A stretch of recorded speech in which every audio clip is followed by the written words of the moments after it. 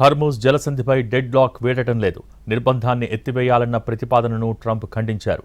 అణ్వాయుధాల విషయంలో క్లారిటీ ఇవ్వకపోతే ఎలాంటి సడలింపులు ఉండవని తెలిపారు. అదే సమయంలో ఇరాన్పై ఆర్థిక ఒత్తిడి పెంచుతున్నామని ట్రంప్ చెప్పారు. ఈ నిర్బంధం సైనిక దాడుల కంటే పవర్ఫుల్ అని ట్రంప్ అంటున్నారు. ఇరాన్ చర్చలకు సిద్ధంగా ఉన్నప్పటికీ ముందుగా నిర్బంధం ఎత్తివేయాలని కోరుతోంది. అయితే అమెరికా మాత్రం అణు కార్యక్రమంపై ముందస్తు హామీలు కావాలని పట్టుబడుతోంది. దీంతో ఇరు దేశాల మధ్య స్తంభన కొనసాగుతోంది. ఇదిలా ఉంటే అమెరికా ఇరాన్పై తక్షణ సైనిక దాడులకు ప్లాన్ సిద్ధం చేసినట్టు సమాచారం. ఇరాన్ నేతలు అమెరికా చర్యల్ని తీవ్రంగా ఖండించారు. ఇరాన్ పార్లమెంట్ స్పీకర్ గలీబాఫ్ దేశ ఐక్యతకు పిలుపునిచ్చారు. హర్మూజ్ నిర్బంధం ప్రభావంతో ప్రపంచవ్యాప్తంగా చమురు ధరలు పెరుగుతుండగా ఇరాన్ ఆర్థిక వ్యవస్థపై ఒత్తిడి మరింత పెరుగుతోంది.